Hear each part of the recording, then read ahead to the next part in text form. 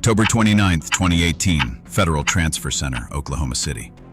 It was still dark outside when James Whitey Bulger opened his eyes. The air inside his cell was dry and still. He blinked slowly, staring at the ceiling above him. He didn't know it, but this would be the last day of his life. He was 89 years old. Once a feared mob boss in Boston, now just an old man in a gray prison uniform, frail, silent, alone. Welcome to The Final Crime, where we walk you through the chilling last hours of the world's most dangerous criminals. Tonight, we follow the final moments of Whitey Bulger, a man whose life of crime, betrayal, and violence finally ended behind cold steel bars. For the past 4 years, Bulger had been serving his sentence at Coleman II, a federal prison in Florida. The prison was known as a safe place for high-risk inmates, people who had turned informant, ex-gang members, or those the system believed needed protection. Whitey Bulger fit all three. Even from his cell, he still had power. He had other inmates bringing him snacks from the chow hall. He had routines. He lived carefully but comfortably, as much as prison life allowed. But then, something changed. A quiet order came through. He was being transferred. No warning, no explanation, just a notice. He would be moved to USP Hazleton, a high-security prison in West Virginia with a reputation that made inmates nervous, a place nicknamed Misery Mountain. Officially, the reason for transfer was simple. His medical needs had changed. On paper, he was listed as stable, no longer needing special care. But anyone who knew him could see that wasn't true. He had heart problems. His eyesight was weak. He could barely walk without help. He used a wheelchair. He wasn't well. And yet, someone decided it was time to move him. That decision would become the center of questions and controversy after the day was over. Just after sunrise, a guard walked to his cell. "It's time." Bulger didn't argue. He'd done this before. Transfers weren't new to him. He had been moved around the federal prison system for years. In many ways, he was a burden. A legend, yes, but also a risk no one wanted to manage.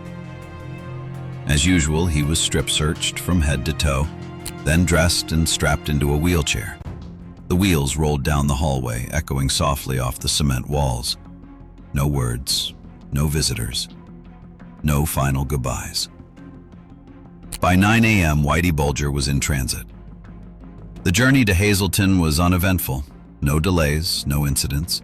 Bulger stayed quiet the entire time. Guards said he never spoke, never asked where he was going. He stared straight ahead. Calm, still. It was as if he knew something, as if silence was all he had left. A man responsible for at least 11 murders. A fugitive who disappeared for 16 years, living under fake names, traveling the world while avoiding the FBI. A mob boss who betrayed his own crew by feeding information to federal agents. A traitor in every circle, criminal or not. He wasn't just another inmate. He was a name that carried history, fear, and unfinished business. By the afternoon, word had already spread inside Hazleton. "Bulger's coming." Whispers echoed through the cell blocks. Staff members were talking openly, some in front of inmates. An internal email meant to stay private had leaked. Over 100 staff members received it. Some spoke about it casually, as if it were nothing. But it wasn't nothing. It was a warning. And inmates were listening. People inside had long memories. Bulger had made enemies in every direction, especially among those who hated informants. For them, this wasn't just a transfer. It was an opportunity. Just before 6 p.m., the prison van pulled into Hazleton's gates. Bulger was wheeled inside. His eyes scanned the walls. Guards nodded as he passed, but there was little conversation. Intake was fast. Fingerprints, forms, a quick medical review. When asked if he had enemies at the prison, he said no. When asked if he wanted protective housing, he again said no. He wanted general population, and so that's where they sent him. He was assigned a cell with a young inmate, someone with no known gang connections. But that wasn't the original plan. Records showed he was first meant to share a cell with a man connected to organized crime. Then, at the last moment, it was changed. No one knew why. No one could explain who made that call. But that decision would soon take on new meaning. At 9:53 p.m., Bulger's cell door locked behind him. At first, it was quiet. Then, voices began to rise. Snitch. Rat. Welcome to Hazleton. Loud banging echoed across the walls. Inmates screamed and laughed.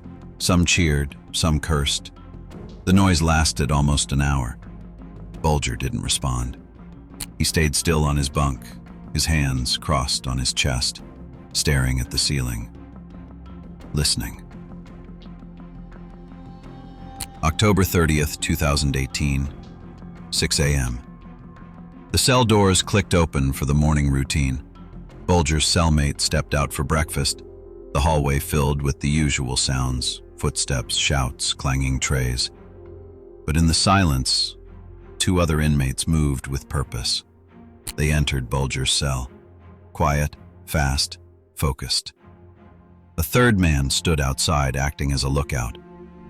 What happened inside that cell only lasted minutes. No screaming, no alarm, just two men carrying out a plan. Later reports said they tried to gouge out his eyes and cut out his tongue, punishment traditionally given to informants. When they were done, they wrapped his body in a blanket, set his head on a pillow, and quietly closed the door behind them. From the outside, it looked like he was sleeping. Until 8:21 a.m. that a staff member opened the cell. They stopped. There was blood. Too much blood. They couldn't recognize his face. The injuries were severe, violent, personal. They called for help, performed CPR, brought in emergency crews, but it was already over. At 9:04 a.m., Whitey Bulger was pronounced dead. The aftermath was chaotic. Questions came fast. Why was he transferred? Why wasn't he placed in protective custody? Why did staff discuss his arrival so openly? Investigators discovered that inmates had been tipped off before Bulger even arrived. His enemies were waiting. His presence wasn't a secret. It was a countdown. Many called it gross negligence. Others believed it was something else. Some said it felt like revenge, like someone had made sure he ended up in the wrong place at the wrong time. In the end, there were no dramatic courtrooms, no interviews, no final words. Whitey Bulger's life ended the same way he built it, in shadows, surrounded by secrets, and marked by violence. He escaped justice for years, but inside Hazleton, justice found him. Not the kind handed out by courts, the kind delivered by people who never forgot. What do you think happened that morning? Was it a mistake or something more?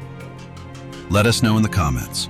And if you want more stories like this, subscribe to The Final Crime, because some endings are darker than fiction.